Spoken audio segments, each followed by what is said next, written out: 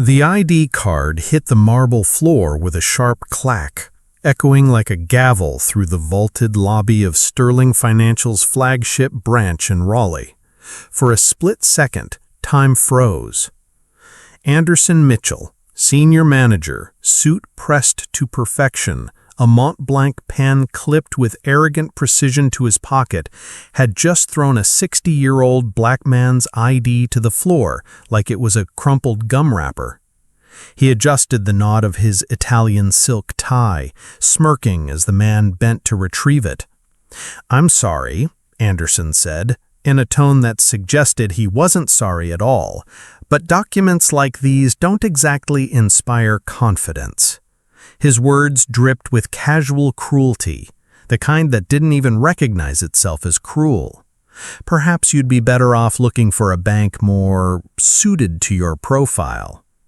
There it was, the unspoken insult, now spoken aloud. But Roberto Silva didn't flinch. He remained crouched for a beat longer than necessary, the ID card now resting in his steady hand. At 60, his spine was straight, his hands calloused but firm, his movements precise, like a man who'd carried heavier burdens than the sneer of a banker in a polished lobby. When he stood, his eyes met Anderson, not with anger, but with something far more unsettling: serenity. The kind of serenity that makes men like Anderson squirm.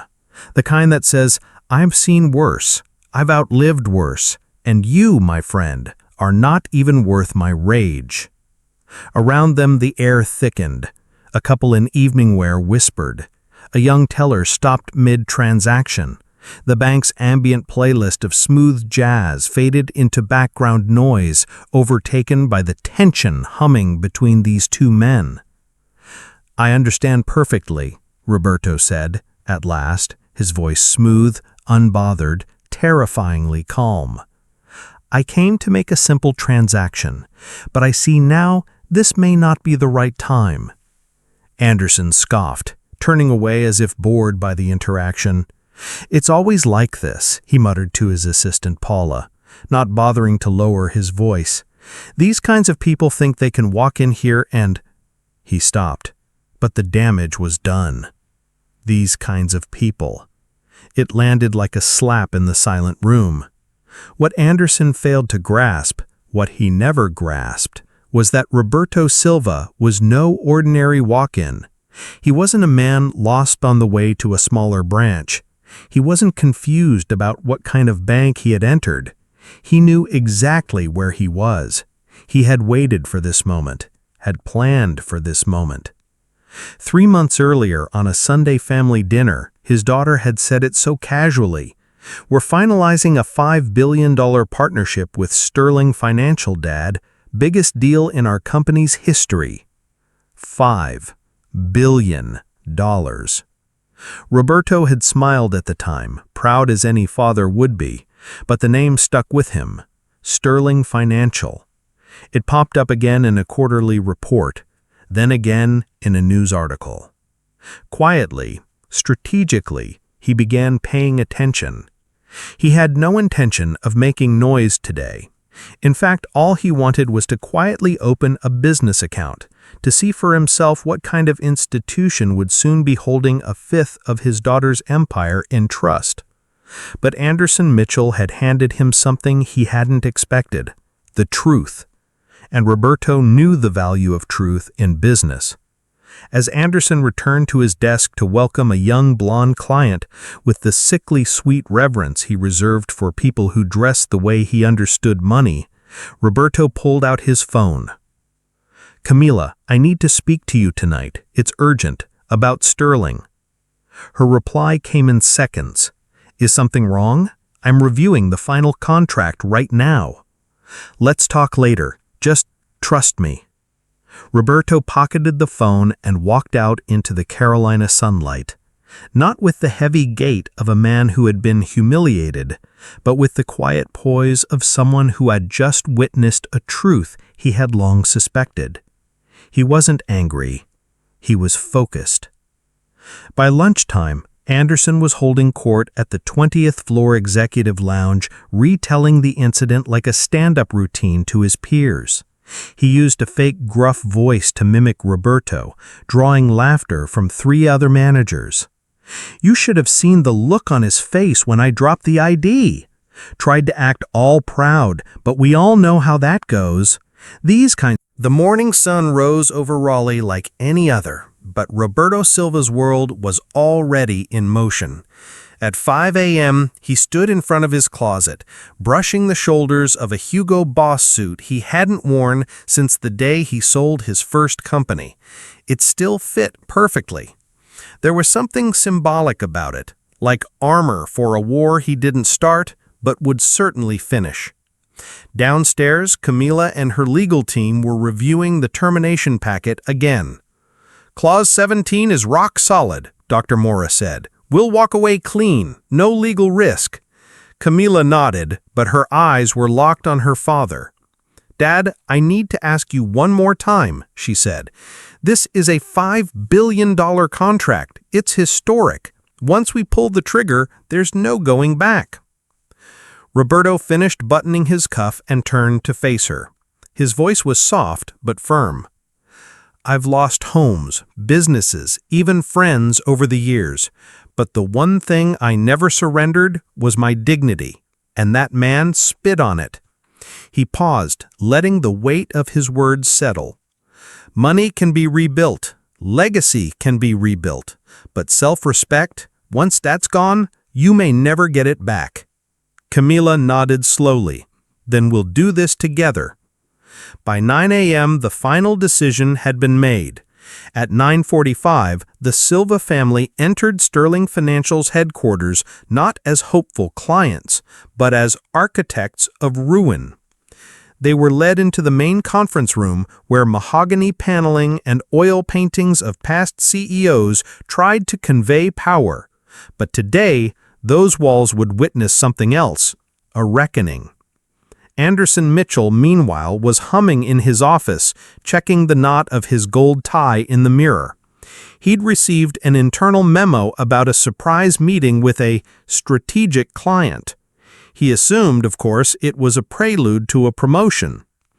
"Paula," he said, sipping espresso, "have my desk polished. Prep the platinum welcome kit. Today might be the day." But at 10:02 a.m., Paula appeared in the doorway, white as a sheet. "Sir, the Silvas are here."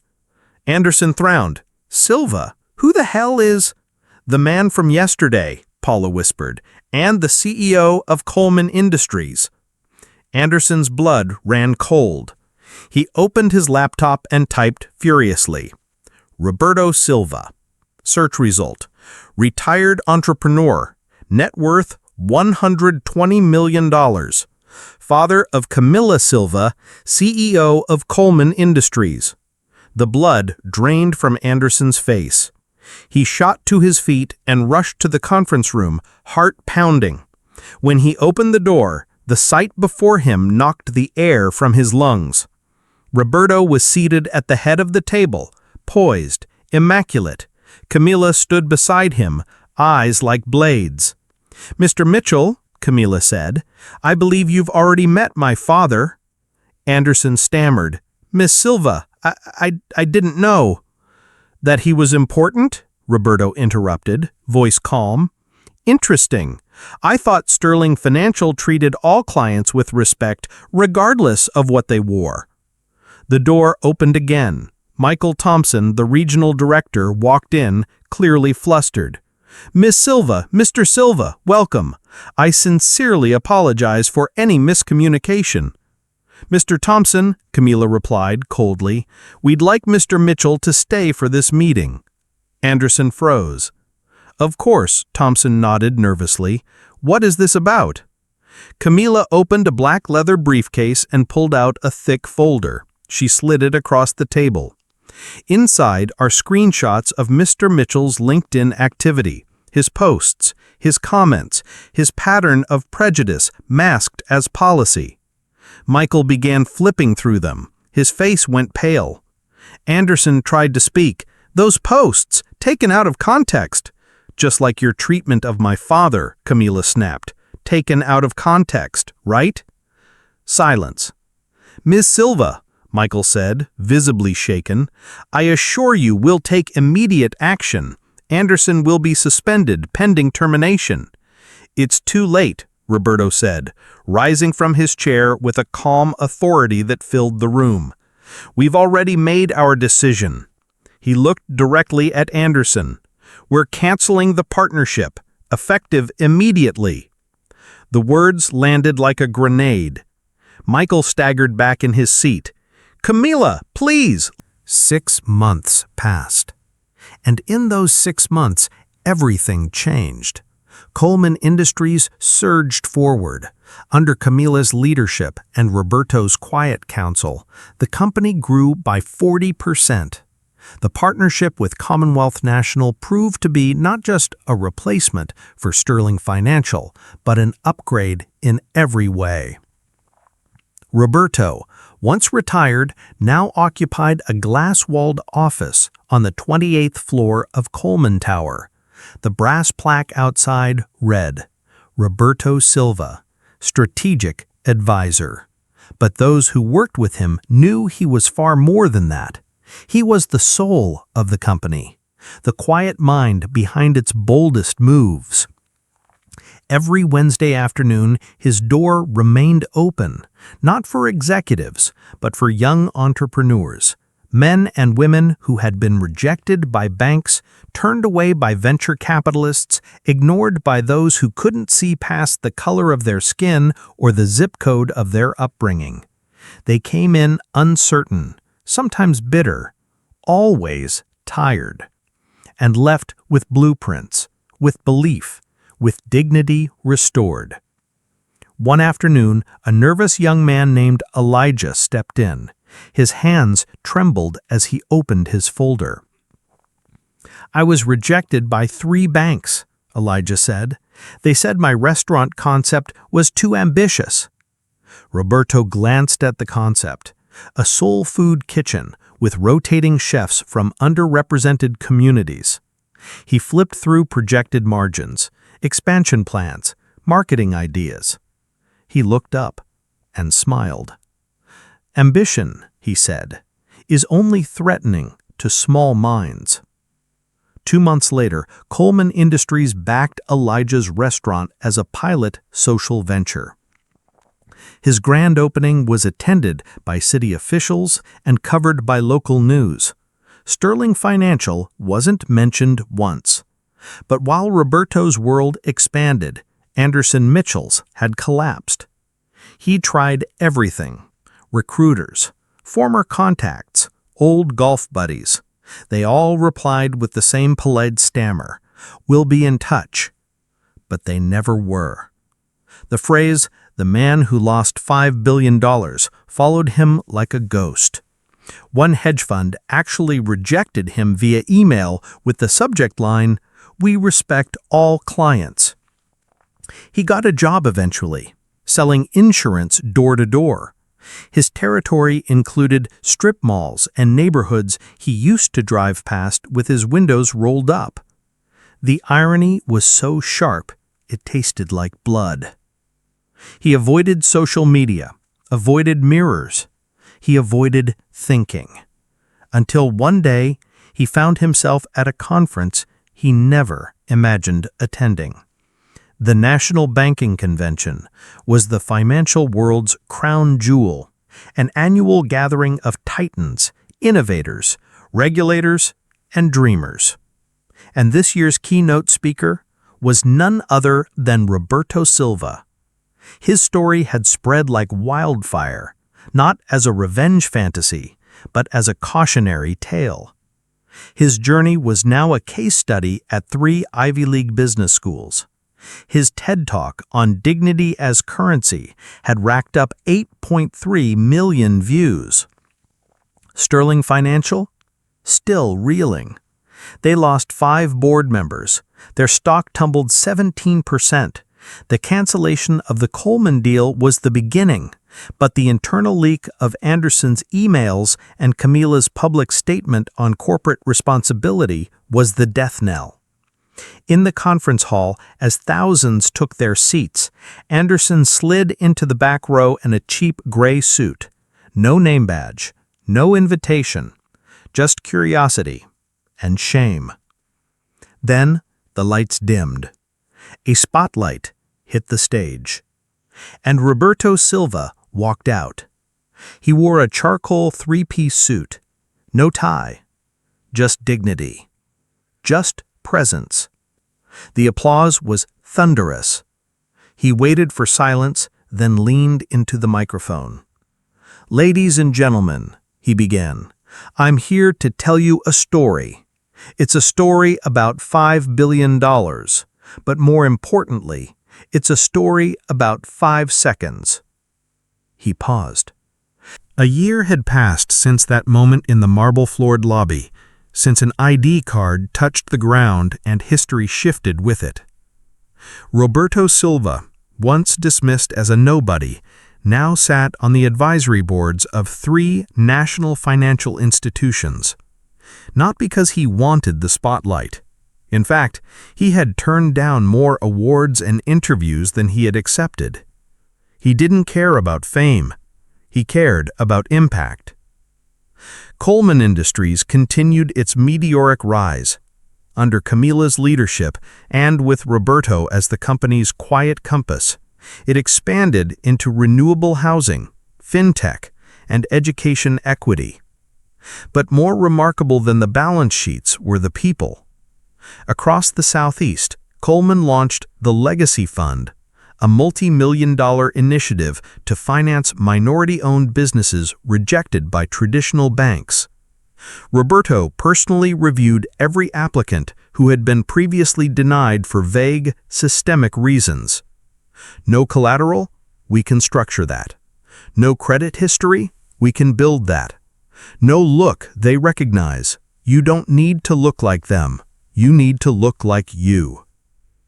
Within months, cafes, laundromats, community clinics, and logistics startups bloomed in neighborhoods that banks once called risky.